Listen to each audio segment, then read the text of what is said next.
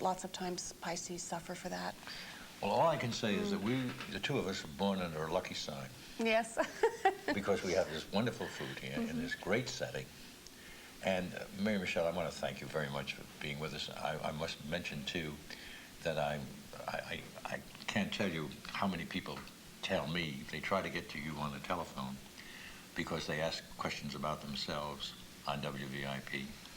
It's on radio and television on Mondays from 9 to 10 o'clock. But here at Hoppfield, I don't know what sign I'm born under, except to say it's very lucky to be here with such food that's waiting for us and such a great setting, country setting with country people. And thank you for being our guest today. It's been a real pleasure. Thank you very much. Right.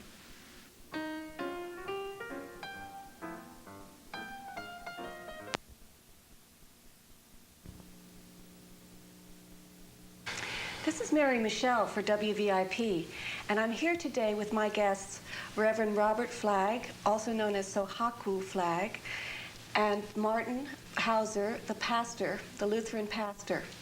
And we're going to talk a little bit about the nature of Zen Buddhism, which is the domain of Sohaku Flagg, and Lutheran Christianity, which is the domain of Martin Hauser. And I'd like to start with a question that is going to be appropriate for both of you, but just to give our audience a general knowledge of what is the nature of Lutheran Christianity. Nature of Lutheran Christianity. Well, first of all, Lutheran Christianity is Christianity. And I think all Christians would agree that Christianity is a cold bath followed by a supper of bread and wine. Okay. I think that's the starting point. The people who are so bathed and so fed are called the church. And I think that has to be the context for any discussion of Christianity, especially in America. Everybody's very interested in being an individual. And people believe, for some reason, that you can be a perfectly good Christian without being part of the Christian community. This is not so. The people who are bathed in the sacrament of baptism and fed with the sacrament of Holy Communion tend to tell each other a story, and they tell anybody else who's willing to listen. The story of an execution that took place on a Friday afternoon a couple of thousand years ago. An innocent man was crucified for political reasons that are no longer clear.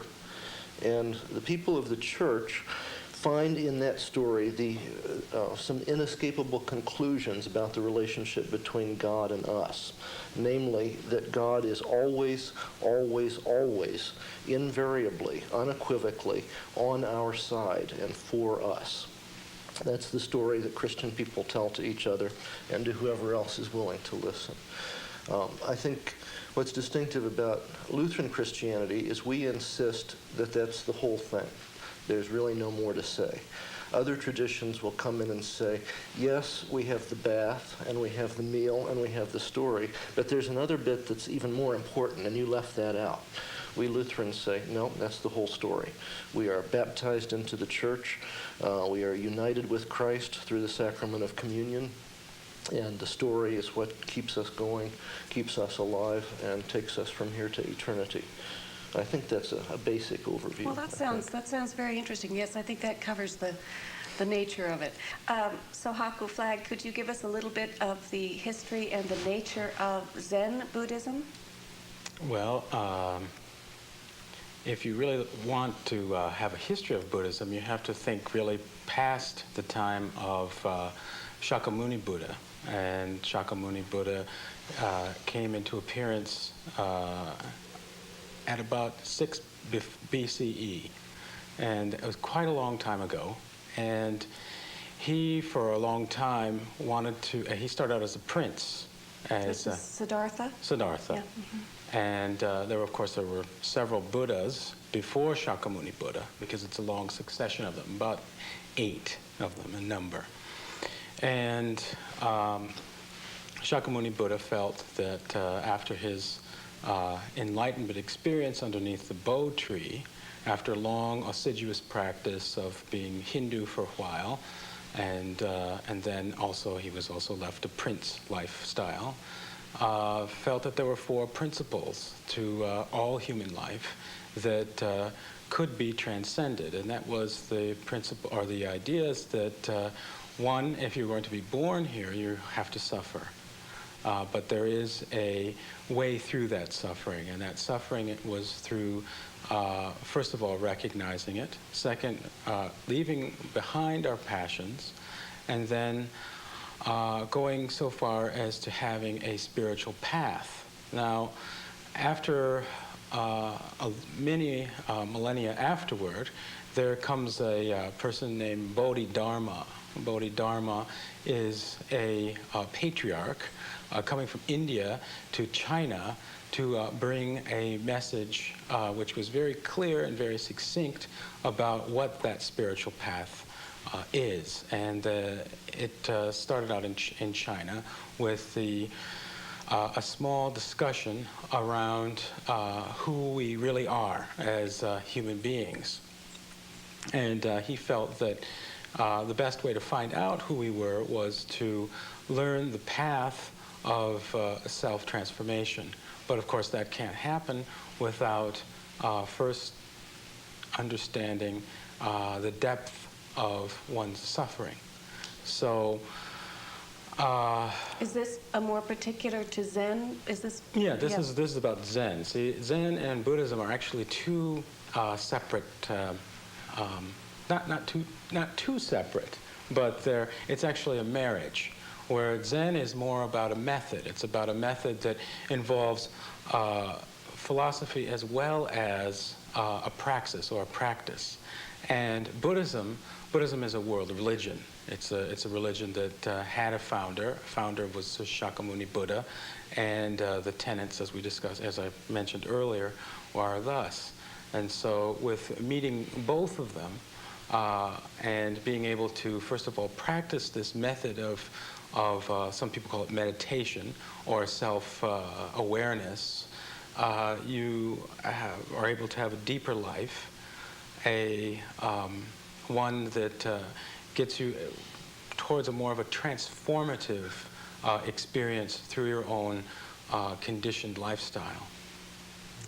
And are there similar practices in Lutheran Christianity? What is the discipline or the meditative work? Is there a particular kind of work that is done in Lutheran? There was. Mm-hmm. At one time. It's, I think, almost completely gone now.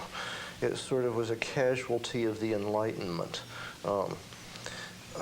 I have a couple of favorites in the Lutheran devotional tradition. One is the saintly shoemaker of Görlitz, Jakob Burma, who died in 1624. I have his little book here. He wrote a book on the practice called On the Life Beyond Reason, or the Life Beyond the Discursive Intellect. Über sinnliches Leben, it was in German.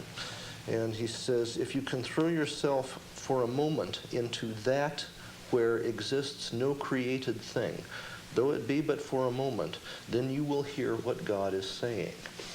And this kind of literature was not at all unusual at one time. There were several manuals that told you how to, they would never say sit, but how to stay in one place and be silent until you began to realize who God is and who you are, and begin to commune with the deity. But as I say, this is mostly gone now. Good Lutheran practice now will consist of saying your prayers a couple of times a day, which is not a bad thing to do. A little bit of silence and perhaps some meditation on Scripture. But it's very hard to school people in this kind of discipline because it's so largely lost in our tradition. One of the things that Sohaku Flagg does for his practice, or that I have observed in the way that he does this, is painting. He has these wonderful paintings. And I would like you to talk a little bit about this one particular painting that we will show with the fellow that is pointing. Oh, yeah. Could you tell us the story of this man and who he is? Well, who that person is it comes from an old collection of painting, and it's a very common theme in Zen, which is that religious people basically are quite boring. And if you've come to the monastery to be religious, then you may as well just go packing, may as well go home. And so the painting is pointing to something that's fairly grotesque in nature, because the nature of truth in some way, although it has its beautiful moments, is pretty grotesque in some ways. It is. It has its hard parts. So the painting depicts a person named Shi Tao pointing, saying that if you come here to be religious, I'm going to sweep away your footprints. So in a way, it's kind of a humorous thing that because most people come to a monastery to follow the religious life, but from a Zen point of view, there's really not a religious life. There's more a life of transformation, and that comes through the bruteness or the rich experience of truth. And so it has a combination of discipline and humor in it. Painting, from a Zen point of view, is really not about art, as you can see from the picture. It's about showing a certain simplicity, a simple efficacy, which points towards the way of Zen. Zen is about being as simple and plain as you can be, but not from the standpoint of entirely repulsive. So you can be simple, you can have a simple life, you can do things quite simply, and because you can do something simple, you can also appreciate the beauty of other moments. So this is what this painting's about. Now some of the other ones are about the founder, Bodhidharma. Now Bodhidharma rests as in the annals of Zen as one of the most severe but comical characters. He's the precursor of tea. He's the precursor of seated meditation. Tea being the tea ceremony. Tea ceremony, yes. And, Which Sohaku Flagg does very well, is the tea ceremony. I've seen him do it, and there's great concentration and meditation in it from my limited perspective here. Well, anyway, the whole practice behind painting and tea ceremony and some of the other arts is more about a way of being than being in the way. You know, it's a way of being. It comes from one's inner nature outward, and so that there's no pretense. You're not trying to get anywhere per se, but at the same on the same coin, the same point is that there is a discipline. So a discipline that has a method that eventually you find the beauty opening up instead of you manipulating it. One of the people that I wanted to talk about that I think kind of inspires you tremendously, and from what little I've read about him, I think he inspires me in the idea that I feel that what religion needs to do today is at least have conversations with other religions, which is what we're trying to do here today. And the fellow that seemed to do that is this Philip Melanchthon. Philip Melanchthon, yeah, my great hero. Right. He tried to bridge the gap between Catholicism and the Protestants, did he not? He was really more of the founder of our tradition than Martin Luther. Luther was a great preacher and orator and had the ear of people in power. But Melanchthon was a systematic thinker, and he actually wrote the official statements of faith of the Lutheran Church. And unfortunately, his influence didn't endure because of his irenic spirit and his constant attempts to bring the branches of Christianity back together again. He was engaged simultaneously in conversations with the followers of the Pope and with the followers of John Calvin in an effort to heal the breach before it widened any farther. But alas, he was kind of outvoted by the people who were into separatism and secession and revolution. Well, I mean, this is certainly apropos of today. There is this problem that we're having today. He even opened up conversations with the Eastern Orthodox Church. He knew nothing about it except that there was a patriarch in Constantinople, so he started writing letters saying, "Here we are, do you want to talk?" It was really wonderful for the time. Were there particular issues that he felt should be raised to Could you give me an example, perhaps? In other words, if we were going to try to open a conversation here and find a common denominator between Zen Buddhism and Lutheran Christianity, could we perhaps think about him in terms of where that point of beginning would happen? Is there some common thread? I think we're asking too much of a 16th century thinker if we do that. All right. I think we're stuck falling back on our own devices in that case. Okay. We're going to take a little break now, and when we come back, we're going to talk with Sohaku Flagg and Martin Hauser about the nature of religion and faith, and are they synonymous? There's a lot of bad news in the world. Here's some good. Warren Zorich brought help to an elderly fire survivor, 28 stories up, no elevator. Elaine King breathed life into a stranger's dying baby boy. Kristen Zimke resuscitated a dying man who collapsed in a crowd. Keep the good news coming. Give your time and support to the American Red Cross now, because help can't wait.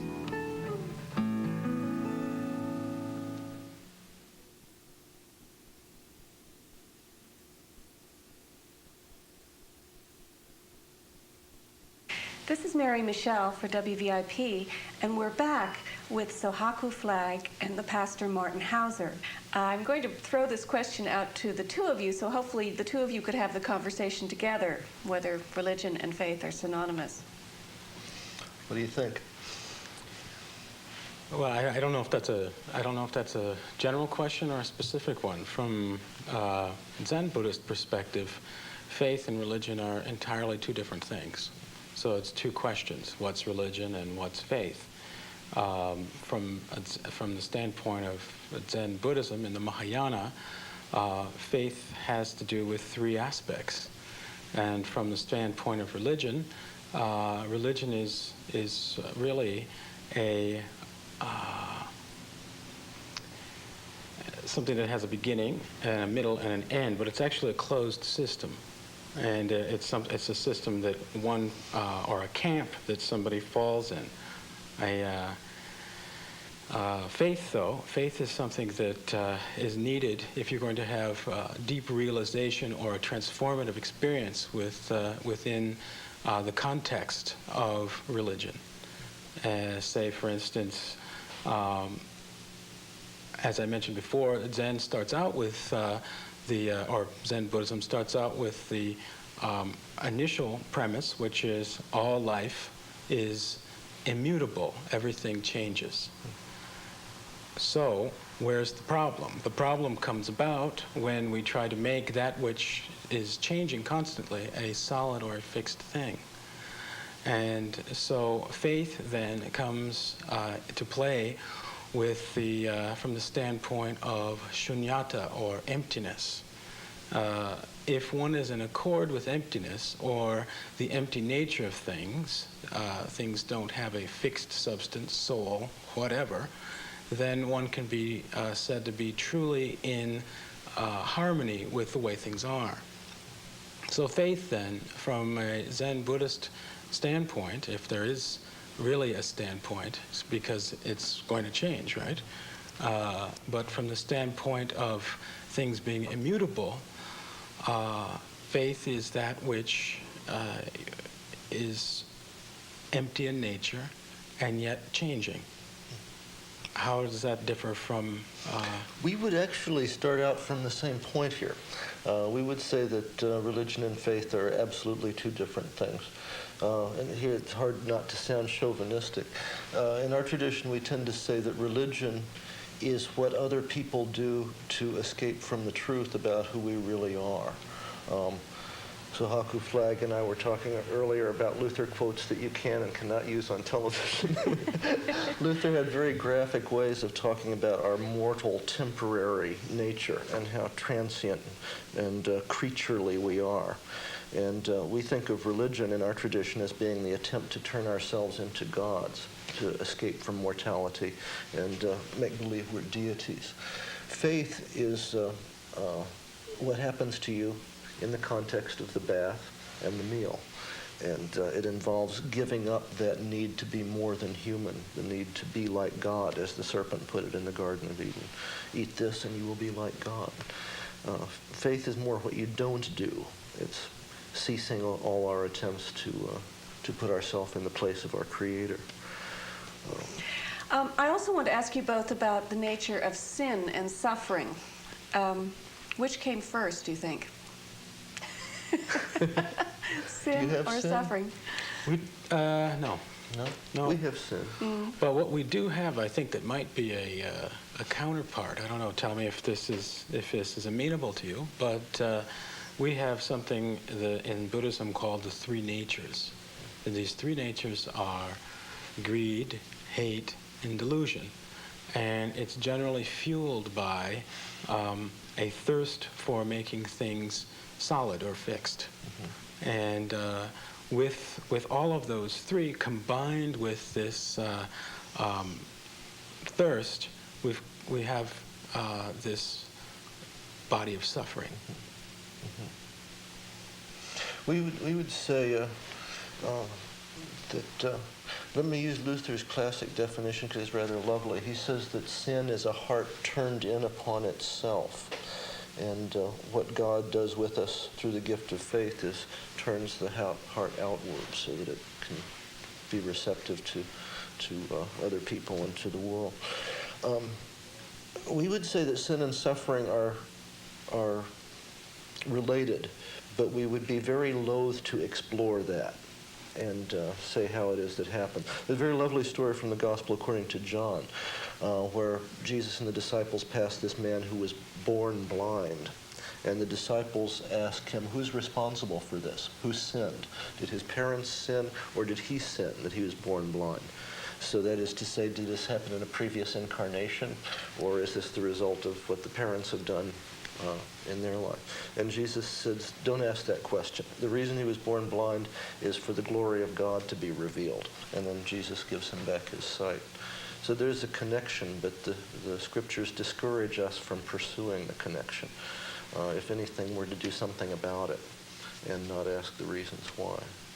It seems to me that we're coming into the second millennium here, and I think that it's important. A lot of people are thinking about the nature of prophecy, environmental issues, the ongoing threat of nuclear disaster and that kind of thing. Do either one of you consider shamanism to be a veritable or a legitimate tradition that seems to be re-expressing itself today as we're heading into the second millennium? I think shamanism is a very viable tradition in Australia and parts of Africa, and who knows, maybe even the hinterlands of the United States. But I think most of the industrialized people who try to revive it are frauds. Popular ones, certainly, because it offers a way to get a quick spiritual fix for money offered without the messy need for community and getting involved with other people. I think that's the popularity. You can call yourself a shaman and do anything, and it requires no commitment on the part of your customers. I think I'm going to have someone come back and refute this. Okay, it's a deal. We'll do it. What do you think? What do you think? Shamanism informs Zen Buddhism, and it's a way in which you incorporate. I think you can incorporate a more of your environment into your spirituality, your viewpoint, and your daily life.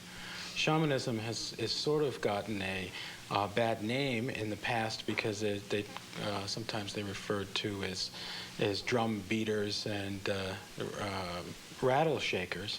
But if you look at their central message, the central message is about being concerned with the life that runs through everything.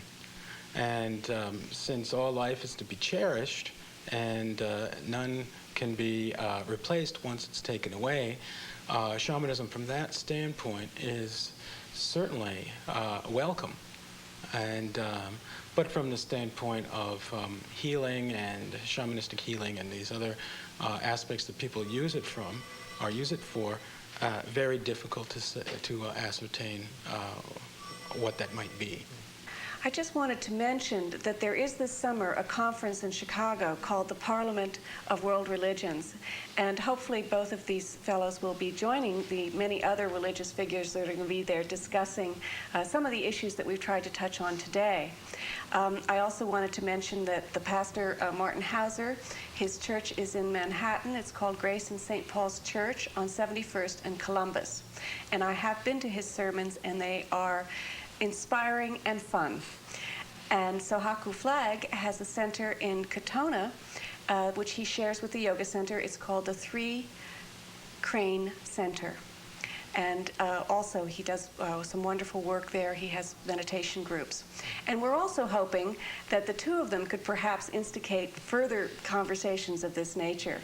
So I want to thank you all for joining me here today. And thank you for having me back again. And you too. Thank you. Okay. I'm Mary Michelle for VIP. Thank you.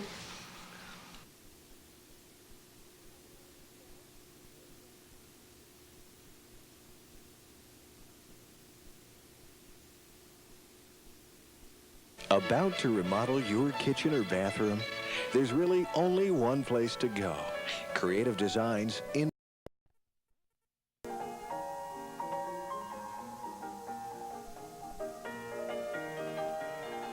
This is Mary Michelle for WVIP, and I'm here today with Thomas King Flagg, who has a foundation called the Terpsichore Sand Foundation. Tommy has a varied background in theater, film, television, and radio, but we're here to talk about his new project, Terpsichore Sand. So, Tommy, do you want to start a little bit by giving us a background and how Terpsichore started, and perhaps the circle, that's the most important or the biggest? Well, as I always say, anytime that you're fortunate enough to have a tornado land in your backyard, I think it's rather important that you pay attention. So there were a number of different aspects that came together. I think really a conservationist concern. I'm fortunate enough to live on a large tract of land which I'm trying to keep for perpetuity as a home for dance and nature. And as I was going through this whole process of the different concerns that I had, a tornado literally came, landed in the middle of the forest, and took 150-foot pines, snapped them like matchsticks, piled them up 7 foot tall, just sitting right there. And when I first went out to see it, I said, oh, look at the devastation. It's just terrible. And then I'd start walking in from different angles and noticed that it was perfectly round. So I got the idea. And the sand, what does the sand stand for? Well, sand is Sanctuary of Art, Nature, and Dance. Terpsichore, as you know, is the Greek muse of dance, also of choral song. So I thought appropriate that Terpsichore would be the strongest name, really, that the dance can associate with. And then to make this permanent home, Sanctuary of Art, Nature, and Dance. And the sand has another meaning as well. It's an obsolete meaning, actually, for communication, as in Sanskrit, which I thought was sort of fun. That it's not a usage anymore, but it's an ancient usage for communication. I want to hear a little bit about your communication background. I want to hear about, were you involved in music at some point, or in radio? Did you do something with records and music? Well, I've done a lot of different things. My mother was one of the pioneer women broadcasters in the field out of Philadelphia, and my father was in entertainment, and I guess that flows in the blood to some degree. I worked as a live DJ for many years, and I worked on camera in film and television, and produced a number of pieces for television and for film. And going way back, my great love was the dance. And so it's funny that I spent a great deal of time in Los Angeles, and now I'm back, and how that dance has come back up again and has become such a major concern. Were your parents at all interested in dance? My father was a dancer. He danced with Astaire in a number of pictures and was famous for a number of pieces of choreography, and he was really a wonderful, eccentric dancer, they were called. Now, there was a dancer that you said that lives in this area. Tommy is in Frenchtown, New Jersey, and Terpsichore is actually in Frenchtown. And this area, which is part of the Pennsylvania border, Right. and Well, the point we were discussing was the fact that that area, which was the New Hope Lambertville area, had an extraordinary amount of theatrical history to it, which it really doesn't have all that much anymore. But I'm happy because this is an opportunity to bring that back. But there were wonderful dancers. Jose Limon had a home there. Doris Humphrey had a home there. And the choreographer Eugene Loring, who was famous for Billy the Kid, right. actually did his first work there in Phillips Mill, which is right outside of New Hope.